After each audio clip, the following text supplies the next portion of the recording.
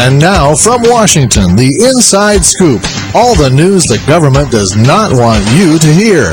Now, here's your host on the Inside Scoop, Mark Levine. Good evening, America. Welcome to the Inside Scoop. Just when you think that the war in Iraq couldn't get any worse, couldn't get any more ridiculous, it was announced last week that we are now arming America's enemies. That's right. And I know you may find this hard to believe, so if you don't believe me after the show, go and Google it. You'll find out I'm right. The insurgents that want American troops to leave Iraq and have been killing American soldiers with explosive devices and the like, we are now arming them, teaching them how to kill, with the promise that they're not going to use them against American troops, but will instead use them against Al-Qaeda. Of course, Al-Qaeda wasn't even in Iraq until we invaded. In fact, Iran wasn't in Iraq until we invaded. So, as this war continues, as our enemies' powers increase, you have to ask yourself, what are we doing there? One way you know that the war has affected you is you can look at your tax bill over the next few years. Just take the taxes that you paid, double them, and you'll be paying that amount plus interest extra over the next few years just to pay for this war in Iraq. But for many Americans, the sacrifice is a lot more serious than just a tax bill.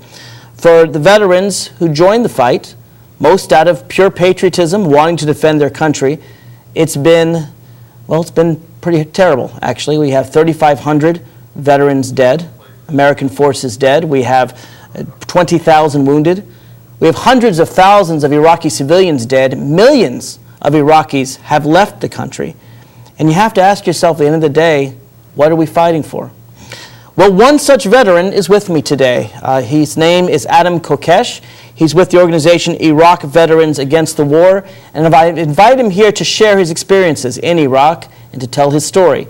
If you have questions, it's easy to do. The toll-free number is 888-488-MARK, 888-488-6275. Give us a call, and you can ask your question of Adam Kokesh. Adam, welcome to the Inside Scoop. Thank you, Mark. Taking off his military hat. You got in trouble for wearing that hat recently, didn't you? That's correct, and the rest of my utilities. And the rest of your camouflage suit. Combat uniform, that's correct. Because you were protesting the war. Well, to call it a protest isn't entirely accurate. This was a demonstration conducted by Iraq Veterans Against the War called Operation First Casualty. And it's called that because it has long been said that the first casualty of war is the truth. And the purpose of this demonstration was to bring a small part of the truth of the occupation home to the American people, who have largely forgotten that there's a military force representing our people imposing martial law on a country on the other side of the world. And we did that by conducting a mock combat patrol through the streets of D.C. And we had civilian actors who were playing affected peoples. They weren't playing Iraqis, they weren't pretending to speak Arabic or anything like that, but as average Americans being subject to the same thing that Iraqis are subjected to every day. So you were showing Americans what the Iraqi civilians have to go through? Well, yes, but not just that, but also giving them a taste of what it's like to come around a street corner and see a squad of armed men in uniform in a patrol. And these actors that we had were integrated into wherever they were standing in the city. We had them in lines full of tourists.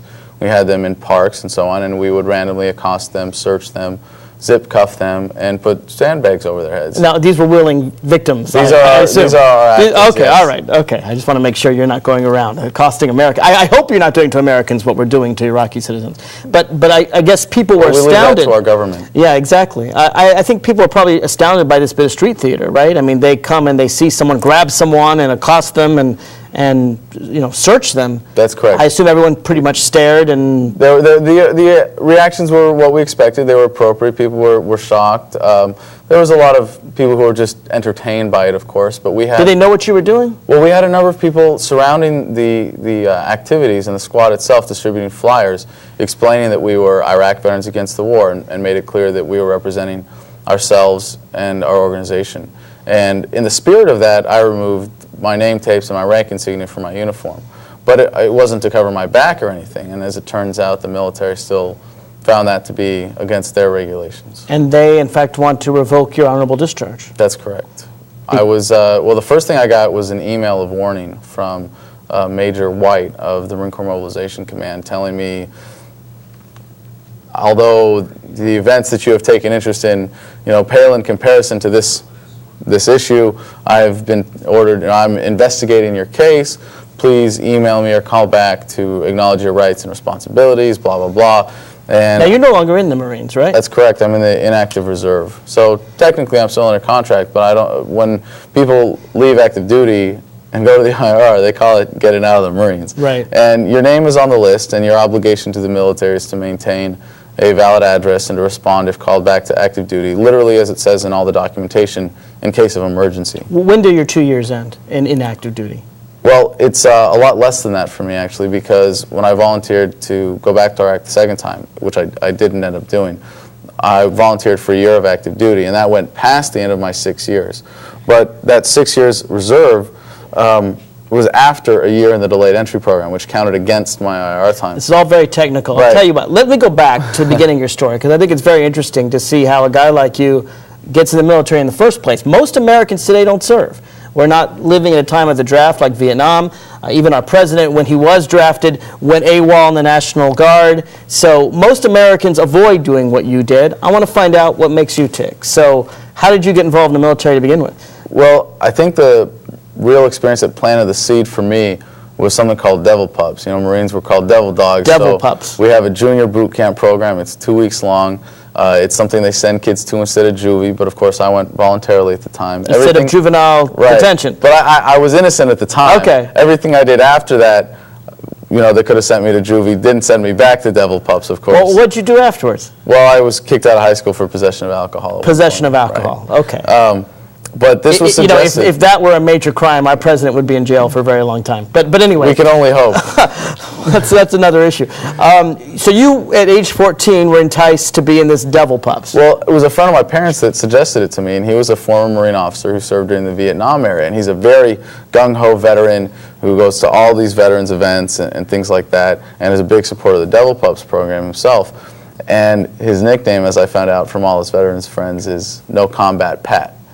So No Combat Pat. Might say something about his enthusiasm, but he's a good guy. So he's enthusiasm for the Marines, but not for going to war. Well, you can take it for what you will. Fair enough. So 14, you did this 2-week thing as a kid, got really excited into that, Yeah. and then at 17, you joined up? 17, I enlisted in the delayed I thought you had to entry be program. 18. Well, you can enlist under the age of 18 with both parents' permission, or with any parental permission. My parents were divorced, so I had to get both signatures. But they were very supportive of your joining the military. My mom was not. Your mom was She's not. Canadian, was very reluctant. I definitely had to put in an effort to convince her, but as a loving mother, she supported me in my decision, and my father was just generally supportive of me doing it. Okay, and this is back in 1999. This was 99. We weren't in war. Right. We hadn't been attacked. Kosovo was over. There really weren't any major battles going on. Why'd you join up in 1999? Well, actually, there's a form you fill out at the military entrance processing station, and after you can check off one of the, as many as you want of the pre-formulated reasons for joining, you have to say it in your own words. And I said that I was joining out of patriotism, and that I wanted to be a part of the national defense and have my life on the line for the country. And it meant something to me to be in the Marines and to have a combat MOS, to be among the first to fight. I was in artillery originally, that's what I signed up for. And a secondary reason for me was the challenge. But I was going into the reserve. It's also, it's a cool thing to do, right? It's a challenge, and you wanted to prove yourself the ultimate as test a man. of manhood, all that. Yeah, absolutely. And I got that. Yeah. But I wasn't going for college money. I wasn't going for any of the typical reasons. My parents could afford to send me to college, and so you started, I guess, in 2000 then? Yeah, I went to boot camp June 18th, 2000, 2 weeks after I graduated. Okay, and then after you graduated, you just served in the U.S., I guess? Well, yeah, I went to boot camp, recruit training, right. 13 weeks, then Marine combat training, and then field artillery school, and then I checked into my reserve unit. Actually, I'd already gotten into college. I deferred for a year in order to do all my training at once. And then I volunteered as a recruiter for a few months. And so you were recruiting others? Interesting. Yeah, well, I still believe in the nobility of service. I absolutely believe that this nation should have a Marine Corps in its defense. Okay, so, as do I, by the way, absolutely. I mean, it's and I think sometimes those of us who've been opposing this Iraqi war look at the people serving and think, poor guys, why are they there? We wish they weren't there. And there's this tension, I think, between everyone, between those who support the war, those who oppose the war, and people like you, because people don't know what to say to someone like you. I mean, here you're serving your country, but this isn't World War II. This isn't the Civil War. These aren't wars that the entire country is behind and feels are justified. And so what's interesting to me is after September 11th, one war that this country pretty much 99% got behind was the war in Afghanistan. And where were you on September 11th, and what was your reaction to that? Well, I was in my dorm wearing a towel, walking down the hall on the way to the bathroom to take a shower, and I walked by my friend's room who had a TV, and he was like, "Hey man, you got to check this out." And what were your thoughts when you saw? Disbelief. It was, and even afterwards, it was like, this is happening in New York. Why are we taking a day off from school? You know, it didn't even affect me that much. I had friends who had friends in New York, but I didn't really know anyone who was personally Now, at this affected. time, you had never been abroad serving your country, right? As of service, 2001. right. Okay. Soon after that, were you called up? No, I was never called up, actually. My reserve artillery unit was not called to go to Afghanistan, and the invasion, was announced, and I actually was against the war in Iraq before the war. You mean the war in Afghanistan? The war in Iraq. Okay, before the war in Afghanistan Didn't affect us. Didn't affect you at Not all. my unit, Okay, no. so then they start talking about the war in Iraq. It was kind of a bait and switch. It surprised all of us. I mean, I was working in Congress at the time, and we were focused on Afghanistan. We're focused on Osama bin Laden, and suddenly they're talking about Iraq, and everyone was like, "Huh? Iraq? We got Osama bin Laden. Remember him? He killed 3,000 Americans. Why are we going after Iraq?" And of course, they brought up, mushroom cloud, and they're going to bomb us, and they're going to nuke us, and weapons of mass destruction, and all this stuff. You didn't buy it. Actually, I did buy a lot of that. I didn't really question the intelligence itself, as most America bought it. Right.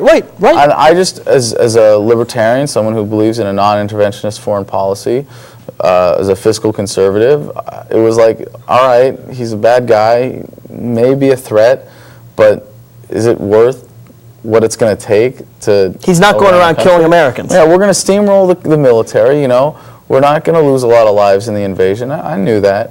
But it was just like, it's not going to be worth it. So you protested the war early on? Right, I went to the 02, I guess? 03. It was February of 03, okay. I believe. There right was before a big the war day started. of student walkouts. And I went to that. Now, you're in the military at the time. Right. I didn't go as a Marine. Okay, you wore street clothes. Well, yeah, of course, but I didn't even think of myself as going as a Marine. I was just going as another student. Protesting. Representing myself, not having to go to class that day. You know? And it was... Did you ever think you'd be called up to fight in that war? I don't know if I think we were hoping to get called up. We were hoping to get called up. There's this thing in the military, like, I was in combat in Iraq, and all my friends back home are like, well, I didn't do crap. I haven't gone yet. I want to go and serve the way you did. It's a very interesting thing. And I want you to hold that thought, because we have to take a break. But it's very interesting to me to hear you were opposing the war, but kind of hoping to get called up. It's kind of two disparate thoughts in the same brain. We'll get to that. Folks, if you want to call in and ask Adam questions, ask me questions, state your opinion on the war in Iraq, you're welcome to do so. Maybe you're a veteran yourself. We want to hear from you. The local number is 571-749-1166. The toll-free number, 888-488-MARK, 888-488-6275. We'll be right back with how Adam got in Iraq right after this. I, George Walker Bush, do solemnly swear that I will faithfully execute the office of President of the United States and will, to the best of my ability, preserve, protect, and defend the Constitution of the United States. So help me God. Let's impeach the president for lying. My name is David Bell. I am a resident of Virginia's 11th Congressional District, and I ask Representative Tom Davis to initiate or support investigations into violations of the law by President Bush and his administration. Tom Davis, my name is Jean Reynolds, and I'm one of your constituents. I want you to join immediately with other members of Congress to begin an investigation of the criminal acts that George Bush has committed. I'm Nick Spengler of Ashland, Virginia, and I would like our troops to come home and Bush to get out of office. My name is Nancy Maynard. I live in the 11th Congressional District, and this message is for Tom Davis. I'm asking you to please investigate for impeachment. My name is Bruce Smith. I live in the 11th Congressional District in Woodbridge, Virginia. I want Congressman Davis to support the investigation of President Bush and Vice President Cheney and those that foisted this war on us. Hello, Congressman Davis. I'm Carrie Plonson from the 11th Congressional District, and I'd like you to take immediate action to investigate George Bush and his offenses in leading this country into a war that's unwarranted and there is no solution for. We have to impeach. I am just appalled that we would not, quote, waste our time with impeachment. The message to the world has to be that Bush and Cheney are guilty of international war crimes about which we can't do anything. We can do a lot about the crimes committed within the U.S. Constitution.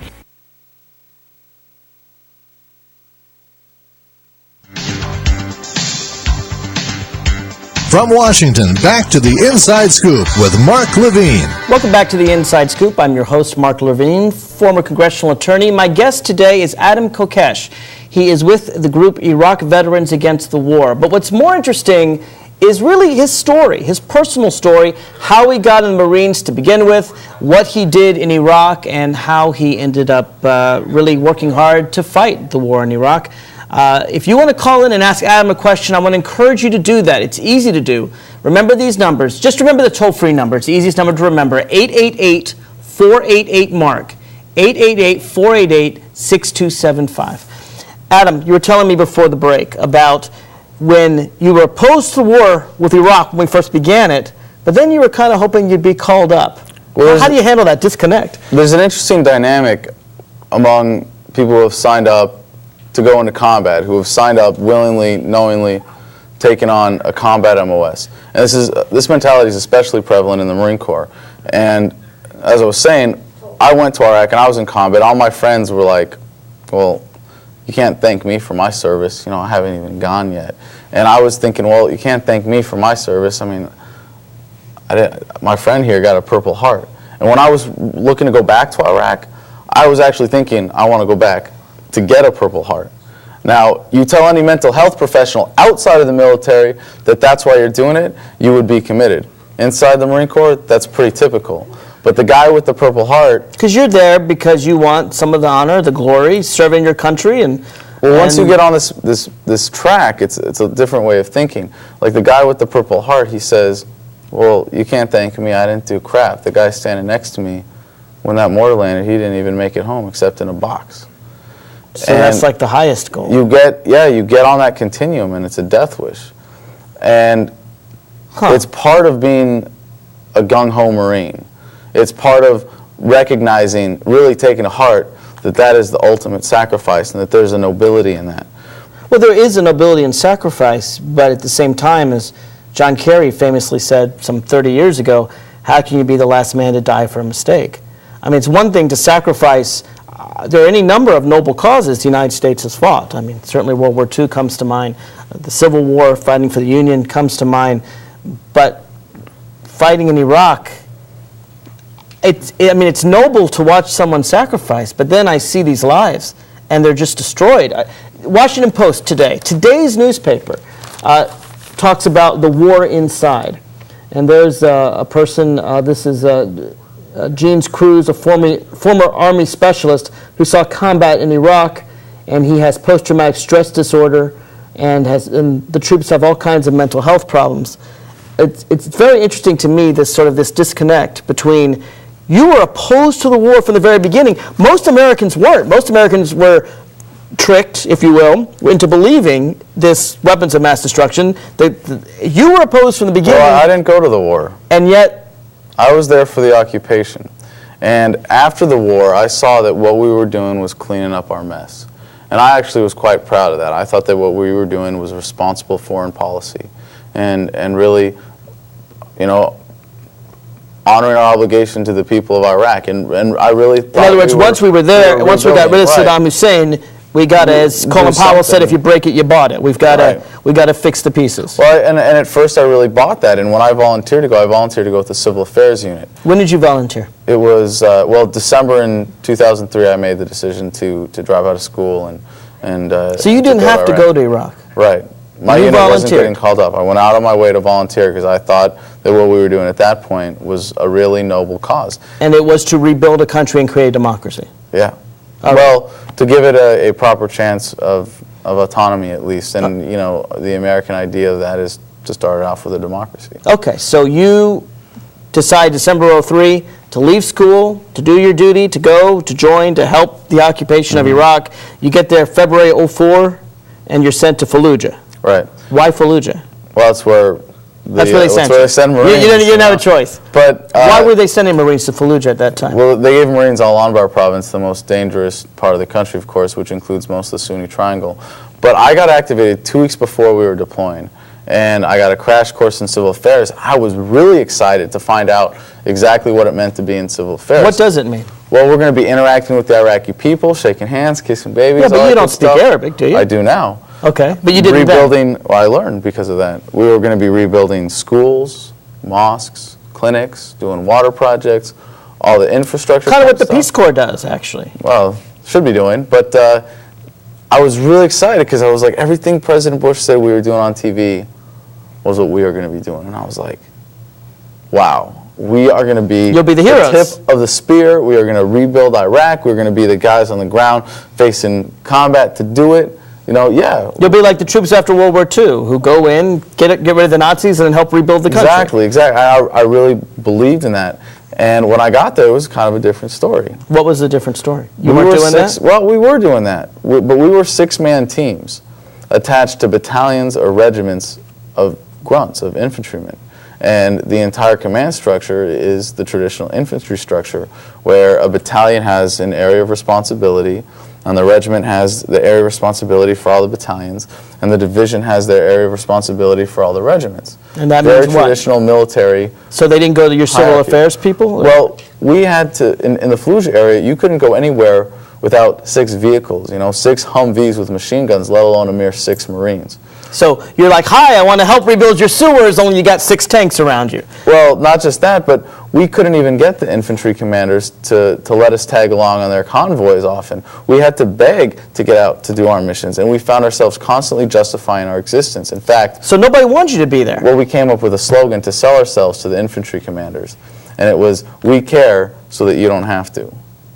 And because that was their mentality. In other words, if we help Iraq rebuild, they won't hate you and try to kill you. Well, you can just go along doing the infantry thing and kill all the bad guys. But that was the vast majority of the effort. So you were there, serving in civil affairs, trying to help rebuild schools and mosques and so forth, and the Army didn't want you there. The Marines didn't want you there.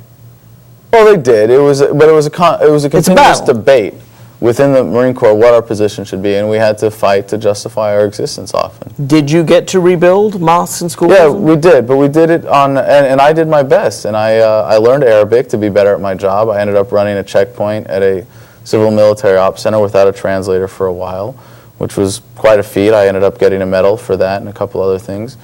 And I realized, though, that there was a futility in it, that what we were doing on our small scale may be good for the Iraqis we're dealing with. It may be good that there's another clinic there, another school. Those are great things that Iraq needs. But in the scale of in the greater scale of things, where we're imposing martial law in a country, and for every insurgent we kill today, we piss off so many people in the process. The next day we have 2 to kill, and what the country really needs is rule of law. And in order to have military civil affairs teams in Iraq, we're imposing martial law in the country, and you can't create a standard rule of law that we take for granted in America with law enforcement and courts and precedent and a stable legal system with a foreign military there imposing martial law. Because they didn't trust you? Is that the heart of it? They didn't trust that the United States was acting in their best interest? They didn't want to be occupied by a foreign government? They wanted to run themselves? There's a general resentment. And one of the things I learned in learning Arabic and learning about Arab culture, because I really went out of my way to get in touch with the people I was interacting with, was that there's a certain point of male Arab pride against Saving dependency. Face. Yeah, and saving face is a big thing in the Arabic culture. And, we actually learn that in our general sensitivity courses, not just, in my own studies, but we learned about that. And it's masculine ego. They don't want you to solve their problems for them. They want to solve the problems themselves. And there was a lot of resentment about that. It was like, okay, you got rid of Saddam, thanks, we'll take it from here. And everything that we tried to step in and do for them was really resented. But then, can they handle it on their own, though? Well, you have to stop and think about it. If it was you, if it was me, I would feel the exact same way. I've often talked about the fact that during the American Revolution, the French were essential for us to win. I mean, George Washington, we could not have won at Yorktown without the help of the French. But the French were helping local Americans beat the British. What they weren't doing is coming in with their forces and saying, all right, we're occupying the country, you do it the French way, we're helping you get rid of the British. And incidentally, no one did that during our Civil War either. Well, that's, we had again. And if someone had, we would have united very quickly, perhaps kicked them out, and then gone back to it. So what did people tell you? And what did you learn? Did your whole attitude change? You were in Fallujah 7 months, 8 months? 7 months, yeah. You came in, we're going to help, we're going to rebuild things, and you left 7 months later. Was it just 180 degrees? Were you despondent? No, because for me, I got a sense of the futility of what we were doing, but I didn't really realize the implications of it. I didn't even want to try to extrapolate it. I didn't want to take what I was doing and make something political out of it. My attitude in country was, well, you're a Marine. You got a job to do. Adapt, improvise, and overcome. Sometimes it works, sometimes it doesn't. And you soldier on, you keep doing what you got to do. And I was one of the few people in civil affairs when I was there that stayed motivated for 7 months. And I really did. Really? Most of them were less motivated than even you.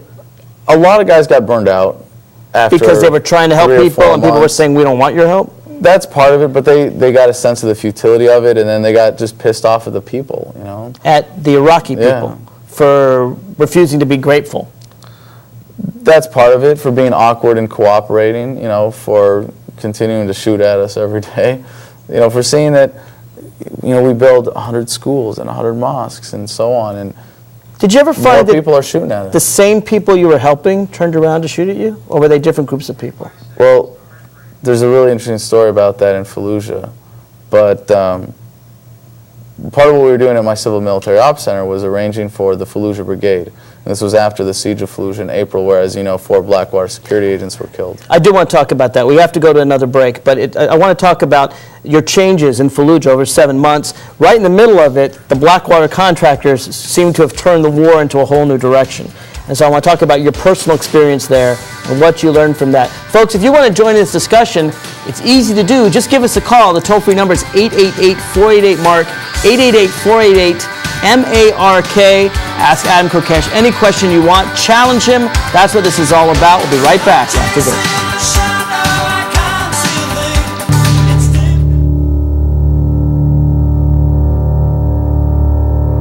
History has demonstrated that violence only begets greater violence, and injustice only begets greater injustice. This is not the tradition of our great nation. This is not how we want the United States to be known around the world.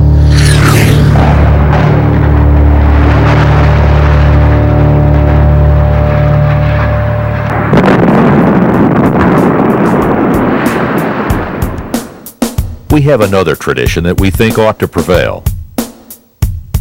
One that is more just and more powerful. There is a better way. If we truly want peace and security, then we must work hard for justice.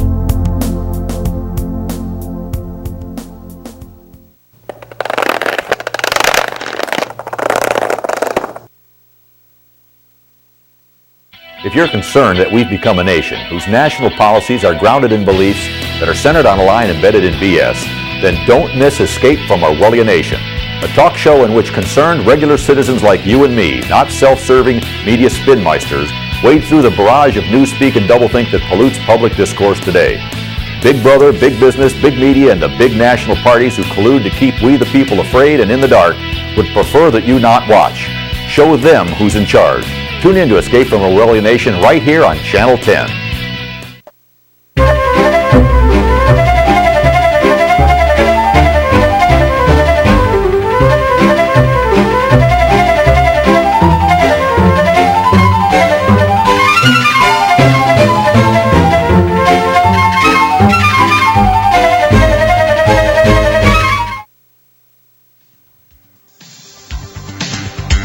From Washington, back to the Inside Scoop with Mark Levine. Welcome back to the Inside Scoop. George Bush is always talking about supporting our troops, and indeed he insisted that the Democratic Congress and the Republicans in Congress fund more money, another $120 billion, to go to the war in Iraq, because if we don't, we're not supporting our troops, he said. Well, I got one of these troops here sitting next to me, an Iraqi veteran who's gone through a bit of a transformation from being a gung-ho supporter of, I think you still are a gung-ho supporter of the Marines and the military. Absolutely. But not a gung-ho supporter of this war. You were telling me about your experience in Fallujah, the 7 months you were there, from February to September '04, and then April, the middle of your service, when the Blackwater people got involved, that kind of changed everything, right? Well, Fallujah was a really interesting case because it was the one city that we didn't go through during the invasion as we did every other part of the country, and as such, it was kind of a haven. I don't know. I wasn't involved at that level at that point, but we rolled through the city, and we just went through and didn't search or have any kind of presence there. We really let Fallujah to itself, and it became a haven for Ba'ath Party refugees from Baghdad. A lot of them came to Fallujah. We called them FREs, or former regime elements. And so when two SUVs driven by Blackwater security agents, 4 Blackwater security guys without any automatic weapons, drove into Fallujah across the southern bridge of the Euphrates in April, they were ambushed and killed almost immediately. Now this is interesting. They were told not to go there, my understanding is. I mean, you have, people don't talk about this much. There are 150,000 troops in Iraq. There are another 100,000 contractors in Iraq. Well, honestly, I think Blackwater has done a lot to spread misinformation about the incident, but particularly I think it's in their interest to make these guys look like cowboys. And that was what we were told at the time in April, but it's since come out that they were under-equipped, that they were not well-informed, they were not given proper preparation for their mission. So what were you told in April? They were heroes? No, that they were cowboys. That they were just and we thought they were stupid. Okay. So what happened after they were killed in April? Well, they were pulled out of their vehicles. They were burned, and they were strung up on the northern bridge, and they had their bodies burned, and it was on camera and on the international news very soon. And so we initiated the siege of Fallujah, and I was in combat there for 18 days. And then they pulled our team out to start the Fallujah Liaison Team, a civil military operations center just outside of the city. And the first primary purpose of this was to have a meeting place for negotiations between members of the State Department, senior military commanders, and Iraqi leadership within the city. The insurgents? Well, the Ba'athists?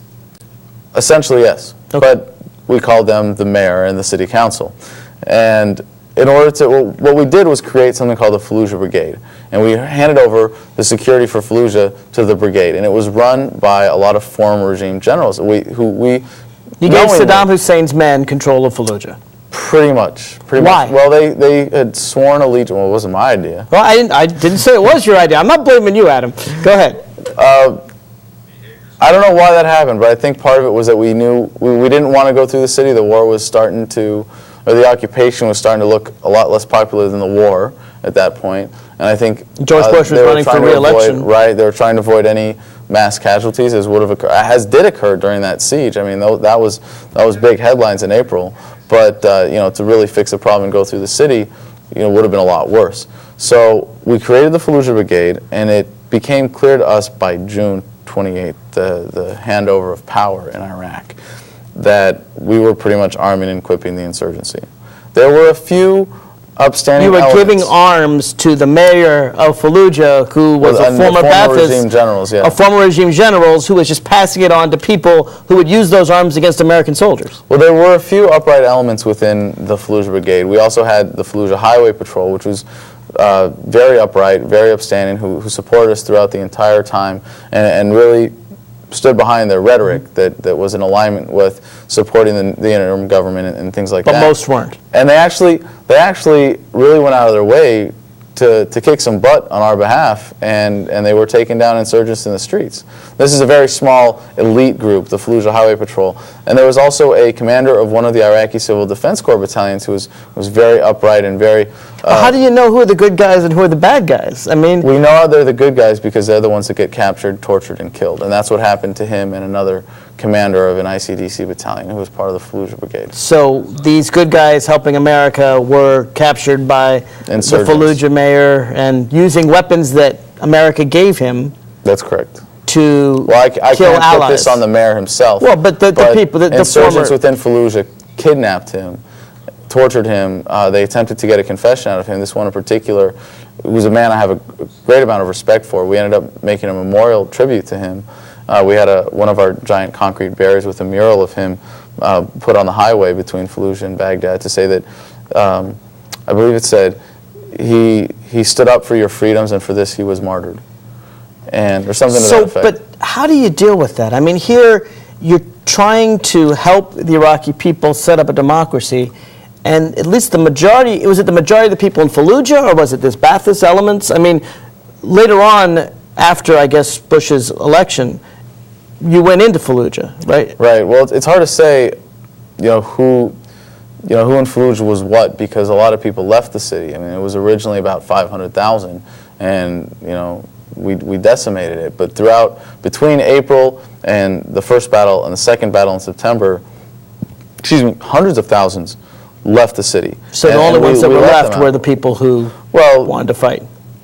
And those that had nowhere to go still. But as you mentioned earlier, there are millions of refugees from the occupation of Iraq, not from the war. Right. These are refugees of the occupation. So you were telling me before the break about we gave arms. We would help build mosques and schools, and at the same time, we'd be fighting people. Well, were there any of these same people, or are they different Iraqis? Well, we can't be sure, because most of we did very little during that time actually in the city of Fallujah. Most of what we were doing was in the outlying areas where we could go. We couldn't even get a convoy of 6 Humvees with machine guns into downtown Fallujah. You would get ambushed. You wouldn't make it out.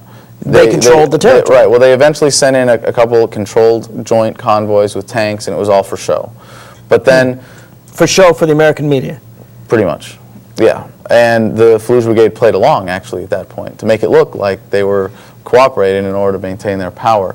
But by June 28th, we knew that it became really clear that there were more corrupt elements than upright elements within the Fallujah Brigade. And we announced in August that we were going to disband them. And they were given an ultimatum: turn in your arms, turn in your uniforms, and otherwise you won't be able to ever get a government job again. And the way we were able to say this, and remember, this is after they handed over power, because it was us that was controlling the money.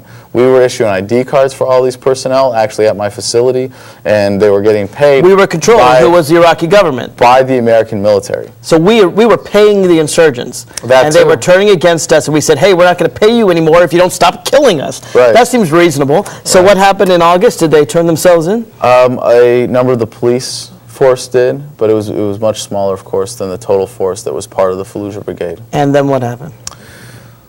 Well, we waited. And they didn't come, they didn't turn themselves in? Bush was running for re-election, or election, depending on how you want to look at what happened in 2000. But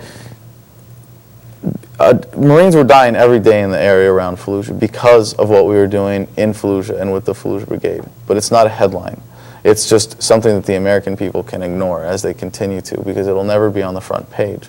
Because it was just one or two a day. But they knew that 20 Marines dead in downtown Fallujah, that would be kind of a headline. So if you take Fallujah and stop the attrition of 1 or 2 a day, it may cost 20 or 50 or 100 lives, but at least you stop it. Right. But by doing nothing, they just pick off 1 or 2 or 3.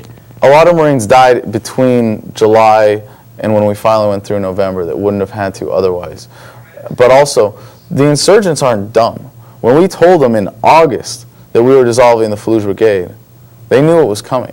When they saw in October battalions of soldiers and Marines poised to strike around their city, they knew it was coming, and they got ready for it. And there were booby traps, and there were sniper positions, and there were all sorts of IEDs laid out, everything. They were ready for improvised explosive devices. And a lot more American soldiers died in the second battle of Fallujah than would have had to if we had done so when we first realized that that was what had to happen. In other words, we gave them time to prepare. It ended up being about 100.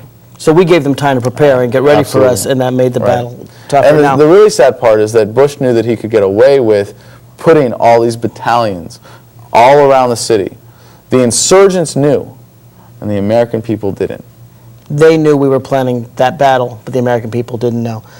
You left in September '04? That's correct. Was that just your regular rotation? Yeah, it was Marines are doing 7 month They do tours. 7-month tours at the time. In those 7 months, did you come close to death? Did you get shot at? I had bullets bouncing off my door during a medevac convoy. I had convoys that were ambushed, never my vehicle, but vehicles in my convoy hit by IEDs. I was fortunate I never had to fire my rifle, but mainly because every time we got shot at, I was either driving or behind somebody. But people in your car would most of the people shoot back. firing were shooting at muzzle flashes and shadows or windows anyways. So, I mean, that's just kind of the nature of things over there. But during the siege of Fallujah, when we first got there, after a few days we were sleeping in the dirt, sleeping in fighting holes, and I realized that if I couldn't make myself at least sleep through a distant firefight, I wouldn't be getting more than an hour of sleep a night. And so I programmed myself that, you know, when I go to sleep, I'm asleep for however long, and that's that. And one night, after we'd been there for a week or two, I actually slept through a mortar landing 10 feet away from my sleeping hole. Wow. And of course, I'm in the back, and I got my flak jacket over me and my helmet, and everybody gets up. Hey, you know, Gunner, are you okay? Major, are you okay? Staff Sergeant, and they get to me, Sergeant Kokesh, and I'm there sleeping, you know, and they go, yeah, let him sleep, let him sleep. And so they didn't wake me up. I only found out about it the next morning. Actually, I didn't even find out about it when I woke up because I was getting on duty at 4:30 to pull fire watch, just local security walking around our sleeping area. And I was supposed to be woken up at 4:20.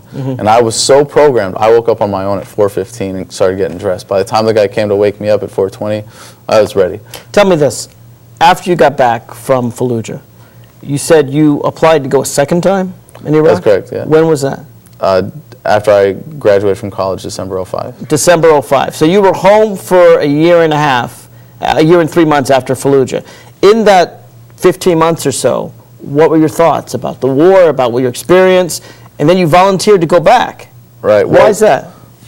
The day I got off the bus at Camp Pendleton, I went back to class. I had some friends come, my brother and a friend from school, they came and picked me up. We drove back to campus. I went right to class, and we had, you know, a long weekend. So I moved into the dorm, and I went to parties on campus. And you just forgot it. You just want to put it in the back of your mind. You don't want to think about it. Yeah, it was already like a bad dream. You know, like you wake up and it already feels like it happened to someone else. But I had to stay on active duty for 2 more weeks, and go through all these debriefing classes and all this administrative BS. And I was actually more stressed out from these classes teaching me about post-traumatic stress disorder because I was missing class. I wanted to be in school. I was already late. So you weren't having post-traumatic stress disorder? No, but what I experienced then was more what I learned in those classes, at least. The one useful bit of information is that typical combat stress symptoms last 12 to 16 weeks. And for me, it took me about 3 months to really feel comfortable being a student again. And I had a few symptoms where, like, I had some anxiety attacks. Let me ask you this, because we have to go to another break. You, in December '05, asked to go back. Did they let you go back? No. They didn't let you go back. I want to get to that and what you did after, because you turned yourself from someone who was gung-ho in the Marines to being pretty gung-ho in fighting against this war. I want to discuss that transformation when we come back. Folks, if you want to join in, it's your last chance to do so. I know Adam's so interesting. You may not want to interrupt us. Feel free. It's okay. Give us a call, 888-488-MARK, 888-488-6275, or the local number, 571-749-1166. We'll be right back after this.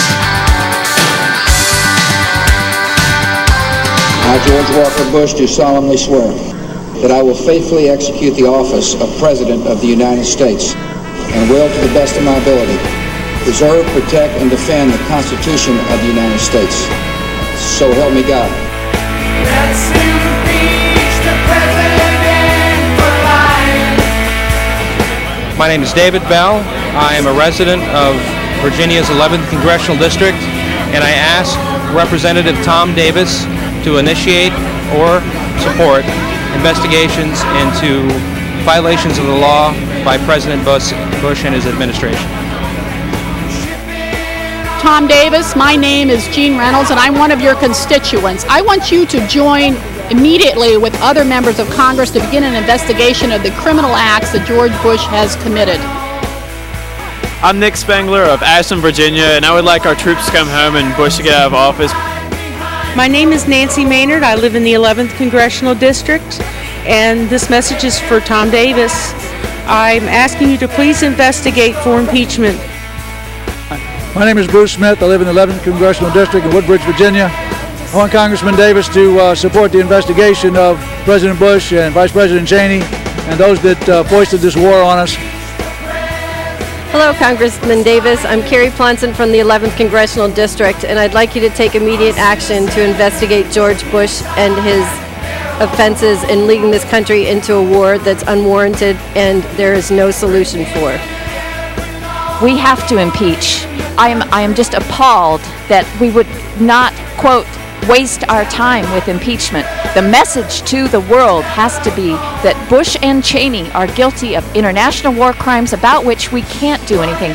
We can do a lot about the crimes committed within the U.S. Constitution.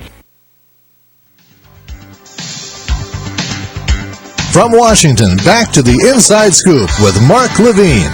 Welcome back to the Inside Scoop. We're exploring a soldier's story, combat Marine Adam Kokesh, who served 7 months in Fallujah and has really turned it into a fight against the war, Iraq veterans against the war.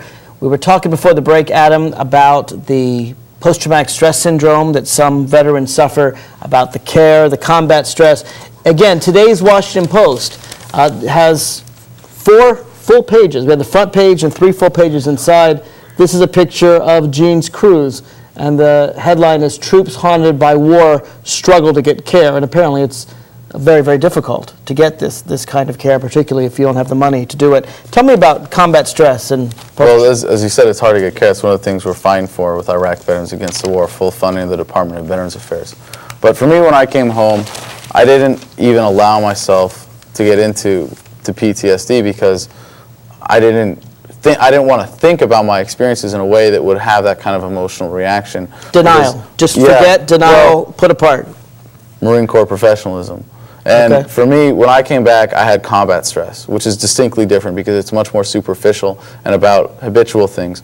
But the worst of it for me was I had a few anxiety attacks. You know, you just lose control of your brain for a few minutes, and it's a little disturbing, but it was something we'd been warned about. And for me, it was kind of a good thing because I was overwhelmed. You scream?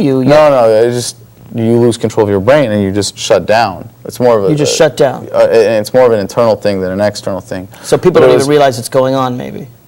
Yeah, sometimes. Sometimes I would cry, sometimes I would shake, but it was internal. But it's mainly because of being overwhelmed by the environment and being in such a beautiful environment as my college campus was, to go from Fallujah one week to campus the next week. It's like, sleeping in the dirt with mortar fire to...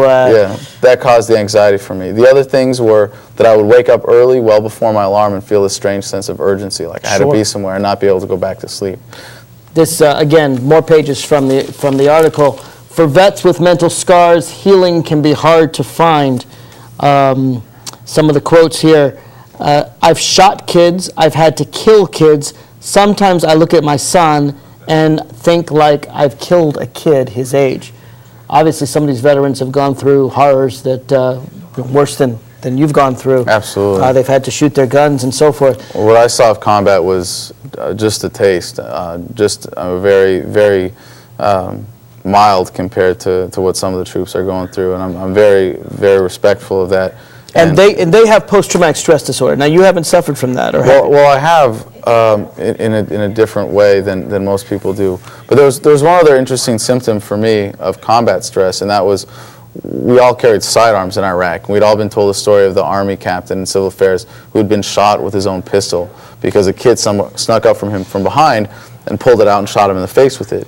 So we had a way of dealing with crowds. You keep them in front of you, you shake hands, you do what you got to do, no one goes behind you, and then your hand goes right back on the butt of your pistol when you're done talking, when you're done shaking hands. And it becomes a very natural thing, like sticking your thumb in your belt loop, but it's also very reassuring. And so that first weekend on campus, someone bumped into me from behind, and I reached for my pistol, and it wasn't there. It wasn't there, and it was I had a lot of moments of panic like that, where I would reach and not feel my pistol on my side, and that was very disturbing. But after about 3 months, I was comfortable. I was back on campus. I was doing my thing, going to class, playing rugby, throwing parties, all that. And then I was activated again for a year, and I got out in November of 06. I didn't deploy again. I just worked at Camp Pendleton. And in February, I was here in D.C. getting a master's in political management. Just a few months ago. Yeah, just in February at George Washington University. And I was sitting at my laptop one night, just surfing the net, thinking, well, I'm in D.C. because I want to be in the middle of stuff. I'm trying to get involved in politics. I really should be doing something. And I just came across the IVAW website, and I was like, Iraq Veterans Against the War. Veterans Against the War? Well, you're an Iraq veteran against the war. And all I was thinking at first was, I have to be a member of this organization.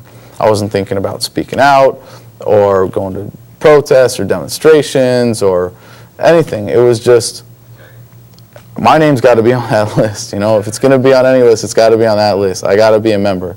And my first week in IVAW, I went to a meeting where they were planning Operation First Casualty, and I spoke at American University, UMBC, American University. I spoke at the 930 Club. Tell me this, why you? I mean, there's so many Iraqi veterans that are back from the war. A lot of them, I'm sure, your buddies. You know these guys, I don't know, women too.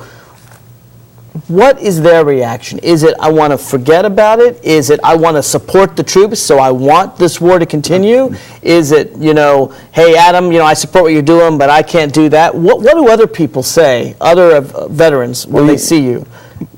Excuse me, I get a lot of support from a lot of the guys that I served with. I get some random hate mail from various guys in the service too, so it's mixed. But I think for most of the people that come back from Iraq that are really offended by what they saw, don't want to come out and bare their soul. And I gotta admit that what I saw of it was just enough to understand it, just enough that when I got into activism and when I started thinking about my experience and the implications of that and my responsibility to speak out, because you have a unique power as a veteran with this experience to speak out. And with that power comes a responsibility. You say you were really offended by what you saw. What offended you most? Well, what offended me was the futility of it. That it was clear that we're wasting American lives. Profiteering is something you can see in Iraq, and it's the only thing that is productive. Well, all the corporations involved in Iraq. I don't think that's something we need to get into. No, I mean, because it may be well documented. Well, you know, a lot of people don't necessarily know Halliburton, Blackwater. I mean, it's important to name them. Kellogg Brown Root. Well, the most offensive thing to me was seeing the Blackwater guys there who are making literally 3 times as much as us, hundreds of thousands of dollars, wearing civilian attire, doing half the work and living on the air-conditioned hooches on the other side of the base. And it was like... So they were living... But the money's still coming from the American taxpayers. Right. And I had friends who were like, man, it's a good thing I'm near the end of my contract because I'm going to get out. And as soon as I get out, I'm joining up with Blackwater. Sure, because you come back and do the same thing. You get three times the money, and you don't have to risk battle near as much, right? And they work half as hard as our troops. Yeah. So, but isn't it true that they also hire a bunch of people that are not Americans from, I don't know, India, Thailand, so forth, and they do a lot of the grunt work? Right, and I actually met a lot of them at the Chow Hall and a lot of the people from surrounding Arab countries, and I practice my Arabic with them, and I have pictures. And they're just doing it for the money, I guess, to try to, but they didn't get paid very much, I'm sure. Oh, they got paid enough to go to Iraq. I mean, I wouldn't say that they're getting screwed over by the deal. I think the Iraqi people who should be getting hired to fill those positions are the ones that are really getting screwed over. What are the Blackwater people doing that U.S. troops can't do? Anything? Going voluntarily? Okay. We can't recruit enough people to fill the ranks now. So you have to pay them, and if we can trick so many people into enlisting and going to Iraq and working for a third or for junior soldiers, a fifth or a sixth of the pay, then we don't have to pay civilians. Now that's really strong language you just used. If we can trick young people, young Americans, into working for a fifth the pay, sixth the pay, putting their lives in danger for a war that's futile, that's what you believe is going on. Well, you see what drastic measures recruiters have gone to now to lie to people to get them to enlist because they're desperate, because recruiting has become such a difficult thing. But I know kids that are still joining up. They're joining up for the same reasons you joined up, because they want to be patriots, they want to defend their country. There's this macho thing, they're going to go see foreign lands and be a real man. What would you say to a kid, and there may be some listening right now, who's 17, 18 years old and wants to join for the same reasons you wanted to join 8, 9 years ago? What would you say to that person? I would say that when you're serving in the military and you have your life on the line for the country, you are a weapon of your democracy. And to be honest, I've lost faith in this democracy at this point. The democracy is not serving the will of the people, and it's not using the military to properly carry out, defend the will of the people or defend the people. And until you can have a faith in your democracy, your greater call to duty as a patriot should be to help fix that democracy. Now, you say faith in that democracy. I assume you mean faith in the leadership, the current leadership of the country. Right. But if you have faith in democracy, you can change that leadership. Right, faith in democracy conceptually as opposed to faith in our democracy as it is right now. Faith in our leadership. Yes. The people controlling. As you leave this experience, as you think back on Fallujah, what are just, we only got a couple minutes left, but what are some of the memories that you found most satisfying and then most horrific, if you will? Maybe just one memory real quickly. Or maybe nothing was satisfying, I don't know. Well, for me, the entire process of learning Arabic was very satisfying because it was very much in the spirit of what we were doing in civil affairs. Instead of relying on translators and having conversations through them, you know, I put the effort Most people don't do what you did, do they? There are some that do. There are very few that get to the level that I do who didn't speak any Arabic when they, knew they were going to Iraq. Right. And tell me this, what was most offensive? It was the contractors profiting from the war? Was that most offensive? Or the Iraqi people disappointed that they weren't grateful? What do you think? I had one incident where a fellow Marine got shot and we were called for the medevac. And I ended up holding the side of the stretcher as we were carrying him to the med unit. And he was passing in and out of consciousness and groaning and flailed his arm back. And I put his arm back next to him on the stretcher. And we were telling him, I was telling him, I was the only one talking there. I was saying, hey man, we made it. You're going to be okay. We made it. You're going to be safe, because that's what you tell him. Then we did a resupply mission. We came back and found out that he had died. We had to go back to his infantry company and be the bearers of that news. And that's what you tell them even when you know it's not true. Right, absolutely. So it sounds like our president and our military leaders are telling us the same thing you told that Marine who was dying. It's going to be okay. We're making progress. It'll be all right. Just stick in there. Is there any hope for us in Iraq today? I think if we immediately withdraw all of our occupying forces, we can continue to honor our obligation of the people by paying reparations and hope that someday they'll find their own way to a proper democracy. It's a very strong statement. Adam Kokesh, thank you for coming here on the Inside Scoop. Thank you. Folks, tune in tomorrow. I'm going to debate a Republican on the issue of the president, and maybe he should be impeached. Tune in tomorrow, 7 p.m. Mark Levine, signing off.